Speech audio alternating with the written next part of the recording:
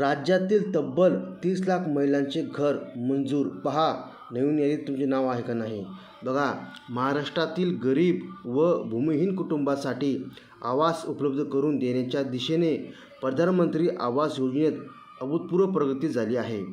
केंद्रीय ग्रामीण विकास मंत्री शिवराजसिंह चौहान यांच्या नेतृत्वाखाली या योजनेला नवी दिशा मिळाली आहे आणि महाराष्ट्राला मोठ्या प्रमाणावर घरांचे वाटप करण्यात आले आहे. प्रधानमंत्री आवास योजनेची सुरुवात करताना 2011च्या सामाजिक आर्थिक सर्वेक्षणाच्या आधारावर लाभार्थ्यांची यादी तयार करण्यात आली होती. या सर्वेक्षणामध्ये ज्या कुटुंबांना घर विरहित म्हणून ओळखले गेले त्यांच्या आधारावर देशभरात लाभार्थ्यांची नावे नोंदवण्यात आली. मात्र या प्रक्रियेत नेमकं वास्तविक घर विरहित कुटुंबे वगळली गेली होती. महाराष्ट्राच्या बाबतीत सुरुवातीला फक्त 13-14 लाख कुटुंबाची नावे या यादीमध्ये समाविष्ट होती, जी वास्तविक गरजेच्या तुलनेत अत्यंत कमी होती. राज्य सरकारने या समस्येकडे लक्ष दिले आणि केंद्र सरकारकडे या अडचणीचा मुद्दा मांडला. 2017-18मध्ये राज्य सरकारच्या लक्षात आले की सध्याची यादी अपुरी आहे आणि अनेक खऱ्या लाभार्थी त्यापासून वंचित राहिले आहेत. यावर उपाय म्हणून केंद्र सरकारकडे विनंती करण्यात आली. प्रधानमंत्री नरेंद्र मोदी यांनी या समस्येची दखल घेतली आणि आवाज प्लस नावाची योजना सुरू केली.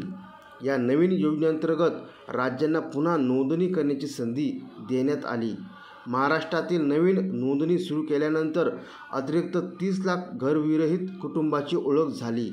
हे आकडे दर्शवितात की मूळ सर्वेक्षणामध्ये किती मोठी चूक झाली होती. 2019मध्ये राज्यात सत्ताबदल झाल्यानंतर या योजनेच्या अंमलबजावणीत काही काळासाठी मंदी आली. मात्र नंतर पुन्हा हे काम गतिमान करण्यात आले आणि पहिल्या टप्प्यातील घरांचे बांधकाम पूर्ण करण्याकडे लक्ष दिले गेले. केंद्रात पुन्हा तिसऱ्यांदा मोदी सरकार सत्तेवर आल्यानंतर शिवराजसिंह चौहान यांची ग्रामीण विकास मंत्री म्हणून नियुक्ती झाली. त्यांना गरिबांचे लाडके नेते म्हणून ओळखले जाते आणि त्यांच्या नेतृत्वाखाली या योजनेला नवा वेग मिळाला. शिवराजसिंह चौहान यांनी महाराष्ट्रात आपला पहिला कार्यक्रम घेतला. या प्रसंगी राज्य सरकारने त्यांच्याकडे विनंती केली की आवाज प्लस यादीमध्ये 30 लाख नावे नवीन आहेत आणि त्या सर्वांना घरे देण्याची गरज आहे. त्यामुळे जास्तीत जास्त घरांचे वाटप करावे अशी मागणी करण्यात आली.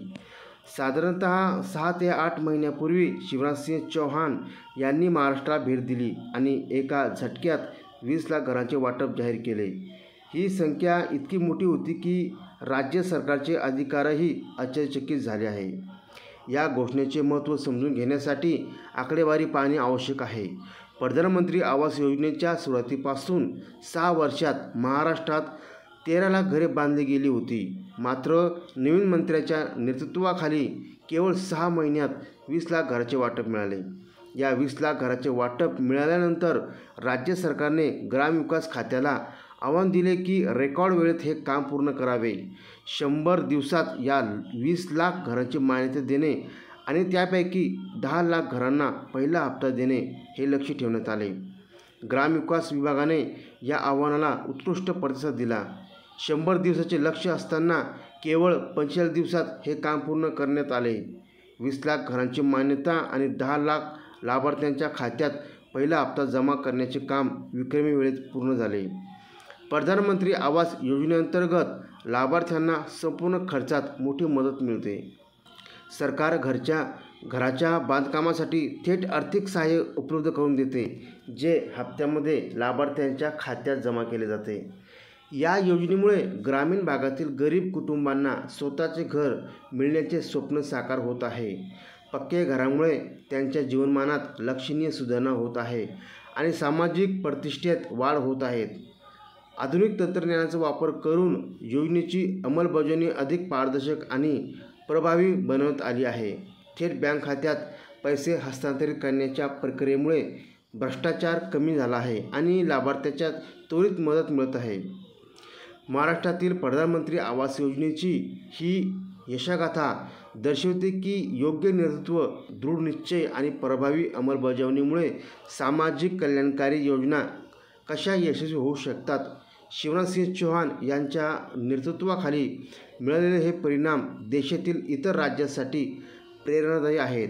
या योजनेमुळे लाखो कुटुंबाच्या जीवनात सकारात्मक बदल होत आहे आणि सबका साथ सबका विकास या तत्त्वज्ञानाची प्रत्यक्ष अंमलबजावणी होत आहे. अशाच नवीन नवीन माहितीसाठी आपल्या चॅनलला सबस्क्राईब करून ठेवा.